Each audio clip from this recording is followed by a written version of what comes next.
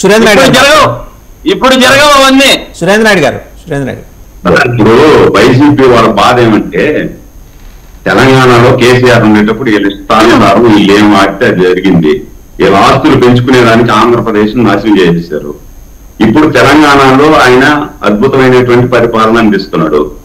వీళ్ళ ఆస్తులన్నింటినీ కూడా చట్ట ప్రకారం ఎక్కడన్నా ఏదన్నా ఇబ్బందులు ఉంటే దాన్ని అన్ని కూడా హైడ్రా ఒకటి పెట్టి తీసేసేలా చేయాలని ఆయన చూస్తున్నాడు. వీళ్ళ ఆస్తులు పెరగదు అక్కడ. వీళ్ళ ఆస్తులు పెరగలేదు కాబట్టి ఆడ రేవంత్ రెడ్డికి చంద్రబాబు గారికి లింక్ ఉంది. రేవంత్ రెడ్డి చంద్రబాబు నాయుడు శిష్యుడు అని చెప్తున్నాడు. ఆ లెక్కను లెక్కేసుకుంటే కేసీఆర్ కూడా చంద్రబాబు నాయుడు శిష్యుడే. వీళ్ళ వైసీపీలో ఉండే వాళ్ళు సింహభాగం చంద్రబాబు నాయుడు శిష్యుడే. అప్పుడు అంతా తెలుగుదేశం ప్రభుత్వం అని చెప్పాలనా? అది కాదు కదా. ఇప్పుడు ఆడ జరిగింది ఏంది? ఒక చిన్న బిడ్డ చనిపోయాడు. చిన్న బిడ్డ చనిపోయినప్పుడు చిన్న బిడ్డను పరామర్శించేదా మాత్రం ఎవరు పోలేదే. ఆయన కన్ను పోయిందా, కాలు పోయిందా, కిడ్నీ పోయిందా, ఏం పోయింది, ఆయన పరామర్శించేదానికి పోతారే అని అడిగే తప్పే ఉంది దాంట్లో. ఒక బిడ్డను కోల్పోయారు, ఒక భార్యను కోల్పోయారు, ఒక బిడ్డ హాస్పిటల్ బతుకుల్లో ఉన్నారు. దాని గురించి మాట్లాడినారు. దాన్ని కూడా చంద్రబాబు నాయుడుకి దుద్దేసి చంద్రబాబు నాయుడు చెప్పినట్టే రేవంత్ రెడ్డి ఆడుతున్నాడంటే ఆయన ముఖ్యమంత్రి అండి. ఆయన కాంగ్రెస్ ముఖ్యమంత్రి. ఆయన కూడా ఒక విజన్ ఉంది. విజన్ ప్రకారం ఆయన పరిపాలిస్తున్నాడు. చంద్రబాబు నాయుడు చెప్పినట్టు ఆయన వినేది ఉండదు అక్కడ. తెలంగాణ రాష్ట్రం అది. అంటే మీరు చెప్పినట్టు కేసీఆర్ ఆడు విన్నాడు కాబట్టి మీ ఆస్తులన్నింటినీ కూడా మీరు ఆంధ్రాలో అమరావతిని, పోలవరాన్ని అన్ని నాశనం చేసేయండి. మీ ఆస్తులంతా కూడా తెలంగాణలో ఉన్నాయి కాబట్టి తెలంగాణ బాగా డెవలప్ చేసుకున్నాము అని చెప్పి కేసీఆర్ చెప్పినాడు కాబట్టి మీరు కేసీఆర్ మంచోడు. మీకు ఇప్పుడు తెలంగాణలో ఆయన తెలంగాణ డెవలప్ చేసుకుంటున్నాడు, ఇక్కడ ఆంధ్రాలో చంద్రబాబు నాయుడు డెవలప్ చేస్తున్నాడు కాబట్టి మీ ఆస్తులు రేట్లు తగ్గిపోతాయి, మీ ఆస్తులు ఏదన్నా దొమ్మిలు జరుగుతాయని చెప్పి మీరు తెలంగాణ ఆడపోయి పడుతున్నారు ఆయన మీద, రేవంత్ రెడ్డి గారి మీద. ఇది మానుకోండి. ఒక రేవంత్ రెడ్డి చిన్న వయసులో అంత అద్భుతమైనటువంటి పరిపాలన అందిస్తున్నారంటే మనం 5 సంవత్సరాలు మనకి అధికారం ఇస్తే మనం ఏమి ఎలగబెట్టాము, మనం ఆ విధంగా పరిపాలించలేకపోయినామే అని చెప్పి చిక్కు తెచ్చుకోండి. నాయుడు గారు ప్రశ్న ఓకే. ఇప్పుడు నెక్స్ట్ ఎలక్షన్స్ లో ఒకవేళ జమిలీ వస్తే జమిలీ, లేకపోతే తర్వాత తెలంగాణలో కాంగ్రెస్ తెలుగుదేశం కలిసి పోటీ చేసే అవకాశం ఉంది అంటే మీ మాటలను బట్టి అడుగుతున్నాను నేను. సార్ ఇప్పుడు నా మాటలను బట్టి మీకు ముందుండి 15 సంవత్సరాల నుండి నన్ను గురించి తెలుసు. మీరు ఏదున్నా కూడా ఇర్రెస్పెక్ట్ పార్టీస్ నిజం నిర్భయంగా మాట్లాడతా. నేను రేవంత్ రెడ్డి గారి పరిపాలన అద్భుతంగా ఉంది కాబట్టి నేను పొగుతున్నా. అట్టని చెప్పి మేము కాంగ్రెస్ తో అలయన్స్ పెట్టుకుంటామని కాదు. ఏదైతే ఇక్కడ అధిష్టానం తీసుకుంటది నిర్ణయం, ఎవరితో అలయన్స్ పెట్టుకోవాలా, ఏం చేయాలా అనేది అధిష్టానం నిర్ణయం తీసుకుంటది. ఒక కూటమి ప్రకారం మేము పోతున్నాము. ఆ కూటమి తరఫునే ఏదైనా జరుగుతుంది.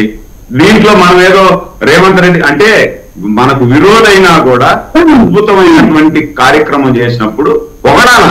మనం మీరు చాలా మంచి పని చేశారని పొగడాలా. రేవంత్ రెడ్డి గారు అది చేశారు. అక్కడ రాజకీయాల్లో విరోధులు ఉండరండి, ప్రత్యర్థులు మాత్రమే ఉంటారు, విరోధులు శత్రువులు ఉండరు. ఓన్లీ అప్పనే. చెప్పండి శ్రీకాంత్ గారు.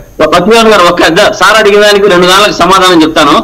నేను బాలుడు చనిపోయిన దానికి మేము ఎప్పుడు కూడా సపోర్ట్ గా ఉండాలనే చెప్తున్నాం. కానీ హాస్టల్లో 36 మంది 37 మంది చనిపోయారు. వారి గురించి పరిస్థితి ఏమని అడుగుతున్నాము. దానికి సమాధానం చెప్పరే. జగన్మోహన్ రెడ్డి గారికి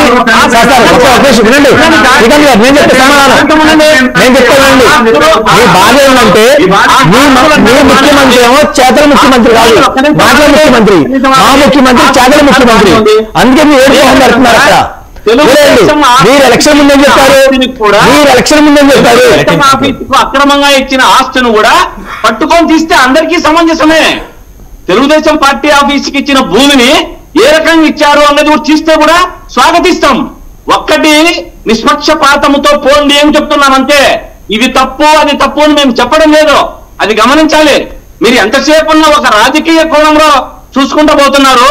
ఎవరు అందుబాటులోకి ఎవరు అందరం ఎక్కిస్తే బీజేపీ, అందరం ఎక్కిస్తే బీజేపీ, పవన్ కళ్యాణ్ అందరం ఎక్కిస్తే పవన్ కళ్యాణ్, కాంగ్రెస్ అయితే కాంగ్రెస్, ఎవరి అంటైతే వారి వెంట పరిగెత్తుతున్నారు. అది తప్పు. నీతి నిజాయితీగా నిబద్ధతగా ఒక్క సైడు ఫాలో కాండి చెప్తున్నాం మేము.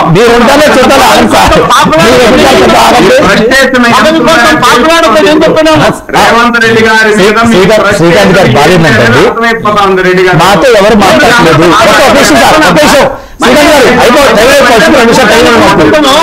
ప్రజలు వినడానికి కొంచెం బాగుండాలి. ఎక్కడ పడితే అట్లా మీరే తిట్టి మీరే మళ్ళీ పొగిడి మళ్ళీ మీరే కలిసి అన్ని మీరేనా?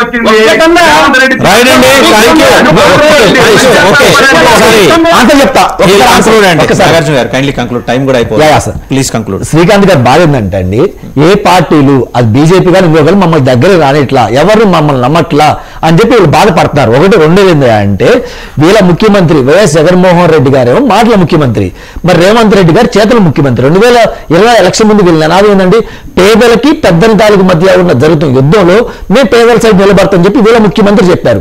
వీళ్ళ మాటలు మాత్రమే. కానీ మా ముఖ్యమంత్రి ఈ సంఘటనలో పేదవాళ్ళు ఎవరు? అల్లు అర్జున్ పేదవారా, లేదంటే ఎవరు పేదవాళ్ళు? చనిపోయిన వాళ్ళు పేదవాళ్ళు. వాళ్ళ తరఫున ముఖ్యమంత్రి రేవంత్ రెడ్డి నిలబడ్డారు. అంటే వీళ్ళు మాటలు చెప్తున్నారు, మా ముఖ్యమంత్రి చేతులు వేసి చూపిస్తున్నారు. అది వీళ్ళు బాధండి.